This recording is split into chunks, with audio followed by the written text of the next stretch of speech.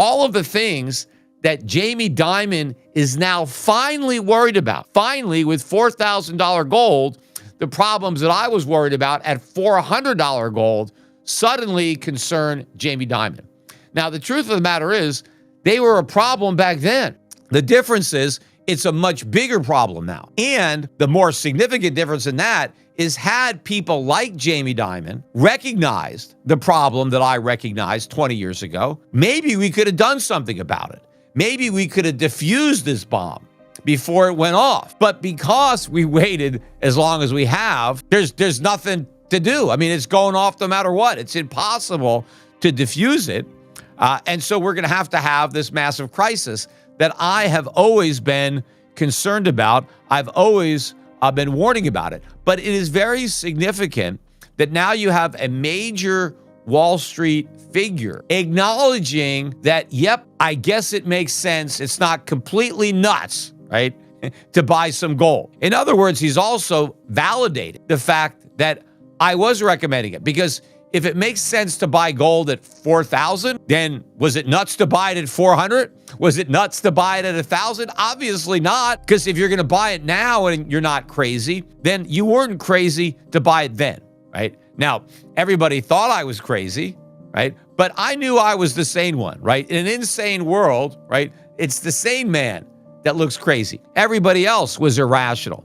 My view on gold was the rational one. It just wasn't understood by enough people. And the problem is, the people who are now gradually waking up to the realities that I have known about and warned about for pretty much my entire career, right? They still don't get it. They still don't understand really the severity of what's going to happen. But at least they recognize now that, yes, there is a problem. I hear people talk about the dollar debasement trade, right? Well, yeah, I've been in the dollar debasement trade for decades because I knew the dollar was going to be debased. In fact, it was being debased. It's continuing to be debased, and it's going to be debased at an even faster pace in the future than it has been in the past. But the point is that now more people are coming in to buy gold. What is that going to do to the price of gold? What is that going to do to the price of silver? Clearly, they're going to keep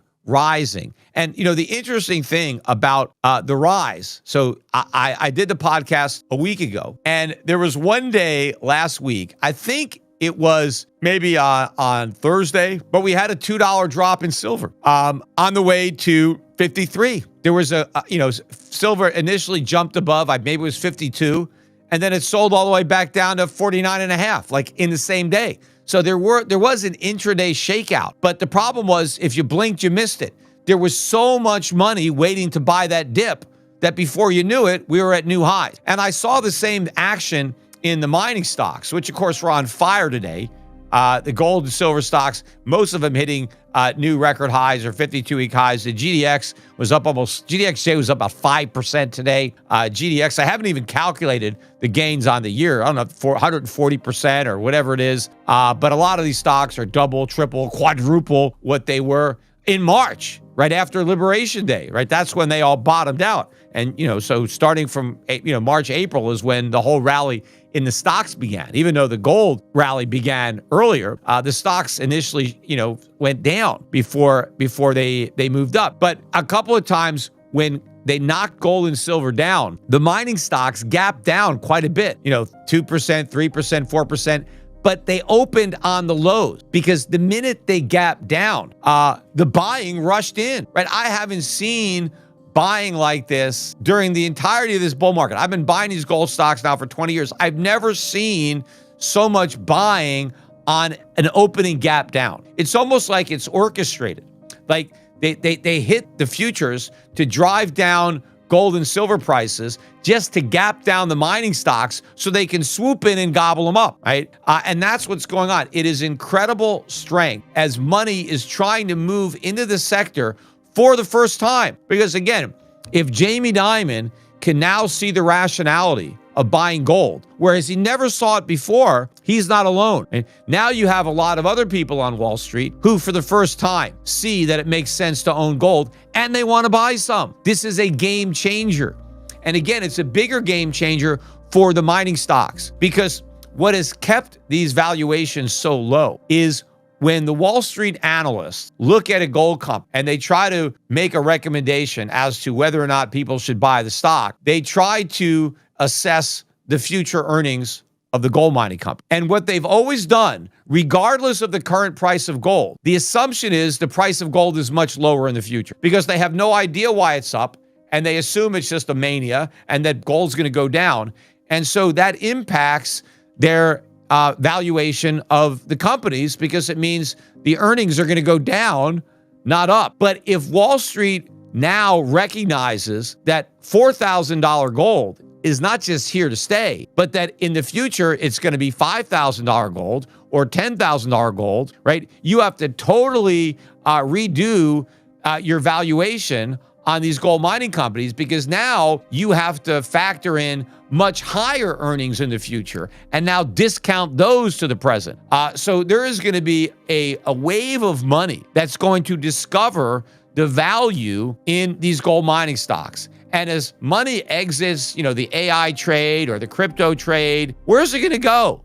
I mean, where can you get the kind of momentum that you've got in gold stocks now? Nowhere. Plus, the gold companies are earning a ton of money. It's not just pie in the sky. Well, maybe they're going to make money in the future. They are making a ton of money right now, and they're going to make even more in the future than they're making right now. And it's pretty much a certainty. It's not just, betting on the come. So it's about the safest momentum growth stock investment that I think anybody can possibly make. So a lot of money is going to be coming in to this sector, which is why, again, I've been pounding the table. You got to buy these stocks. You remember in April, I came out with my special report, the best way to buy gold, which was don't buy gold above ground, buy it in the ground because of how cheap these mining stocks were. They were the cheapest I had ever seen them.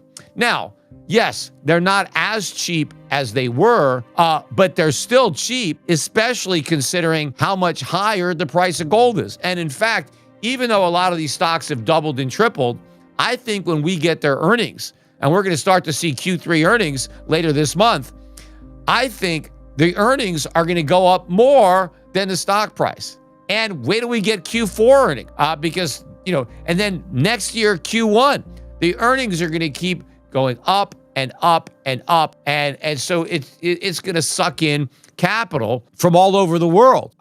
Right now, you've got these central banks that are buying gold. But now it's not just the central banks, it's investors. But they're not done buying. They're just getting started. And in the scheme of things, so are the central banks. They have a lot more gold to buy than they've already bought. So the price has got nowhere to go but up. Well, it's been a week since I did my last podcast, and what a week it's been. When I recorded that last one, it was the first day gold broke above $4,000. I said it was going to happen, and when it did, it barely got a mention on mainstream financial media. That's typical, right? They ignore gold on the way up. Then when it breaks a milestone, they suddenly act surprised, write a headline, and move on. But here we are a week later, and gold's already tacked on another $200. We're sitting above $4,200, and silver just closed above $53 an ounce. Remember that $50 level? The same one everyone said was an unbreakable ceiling because of that big double top from 1980 and 2011.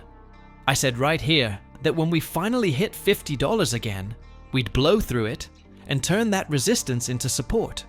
And that's exactly what's happening now. People keep asking me, Peter, should I wait for a pullback? I tell them, buy it now. I said the same thing when gold broke $2,000, when silver broke $30, and when it broke $40. If you blink during this kind of market, you'll miss the move entirely. Maybe silver dips a buck or two, but so what? We could be at $60 before we ever see $50 again. These dips are going to get bought faster than they appear. There's too much money on the sidelines waiting for a better entry, but that money is going to end up chasing higher prices. That's what always happens when the mainstream finally catches on. Let's talk about what's really happening here. Gold is up about 60% so far this year. Silver's up 84%. And we're not even done with the year yet. We haven't seen a year like this since the 1970s. And that's not some coincidence. It's a direct reflection of the same environment that caused the precious metals explosion back then. Stagflation, fiscal insanity, and the breakdown of confidence in fiat money.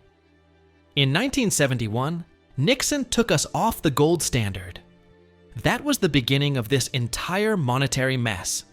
The US told the world, hey, we'll still use dollars as the global reserve.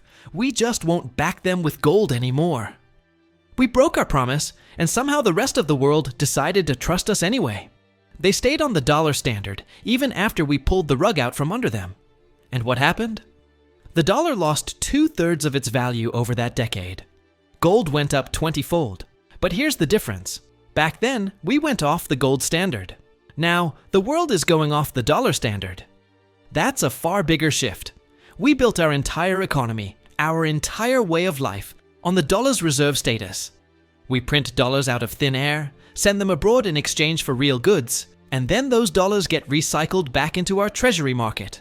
We live beyond our means because the world finances our consumption, and now that arrangement is ending. Countries are buying less US debt, trading in other currencies, and stockpiling gold instead of treasuries. That's the rug pull. And gold is simply reacting to that reality. This isn't a speculative bubble. It's a repricing of money itself. The fiat system is in decay. The dollar is being debased faster than ever before, and even the big names on Wall Street are starting to admit it, albeit 20 years late. Look at Jamie Dimon, the CEO of JPMORGANCHASE. He's now saying gold can easily go to $10,000. But what's more interesting is his other comment, that this is one of the few times in my life when it's semi-rational to have some gold in your portfolio. Semi-rational. I almost choked on my coffee when I heard that. Gold's gone from $250 to $4,200, and only now does he think it's semi-rational? That's like saying it's semi-rational to buy fire insurance when your house is already on fire. See, the thing is, all the problems that Jamie Dimon is finally worried about now, the fiscal deficits, the collapsing dollar, the runaway debt, the loss of global confidence, those were the same problems I was warning about when gold was $400. I was talking about them on CNBC when they were still laughing at me. The difference is, back then those problems were smaller, and we could have fixed them. Now they're massive, systemic, and irreversible. The debt bomb's too big to defuse. Had people like Dimon recognized these risks 20 years ago, maybe we could have reined in the deficits, slowed the debt spiral, reined in the Fed, and avoided this inevitable crisis. But they didn't. They called me a crank, a doom and gloomer, a gold bug. And now they're finally catching up. Just as the ship's about to hit the iceberg. And you know what's funny? The same analysts who mocked gold at $1,000 are now writing glowing reports about why you should own 5% in precious metals exposure. These are the same people who said Bitcoin was digital gold when it was $60,000 and gold was $1,800. Well, how's that working out now? The truth is, gold doesn't need hype. It doesn't need advertising. It just quietly does its job, preserving purchasing power while governments destroy theirs. Every fiat currency in history has failed. The dollar is no exception. It's just the last one standing. But the cracks are visible now. You can see it in the central bank buying spree, in the treasury auctions that keep failing, in the record interest payments on US debt. We are drowning, and the world knows it. The US government is running deficits north of $2 trillion a year, in a so-called strong economy. Imagine what happens when we hit a recession. Tax revenues will plunge, spending will soar, and the deficit will explode. The Fed will have no choice but to print. That's the playbook. Debase the currency to postpone the crisis. And every time they do that, gold doesn't just rise, it revalues itself. Now, let's talk about the mining stocks, because this is where things get really interesting. I've been pounding the table on gold miners for 2 decades, and this is finally the environment where they shine. These stocks are up double, triple, even quadruple from their March lows. GDX is up over 100%, GDXJ is up around 140%. We're seeing some of the strongest inflows I've ever witnessed. And I've been buying gold stocks since the early 2000s. In the past, when gold dipped, the miners would gap down and stay down. Now, they gap down at the open, 2%, 3%, maybe 4%, and the buyers swarm in. The selling gets absorbed instantly. It's like someone is deliberately knocking down the futures to trigger stop losses so they can scoop up shares cheap. I've never seen such aggressive buying in this sector. This is institutional money, the big players moving in for the first time. And that's the game changer. When Jamie Dimon says it's semi-rational to own gold, he's giving permission to the rest of Wall Street to do the same.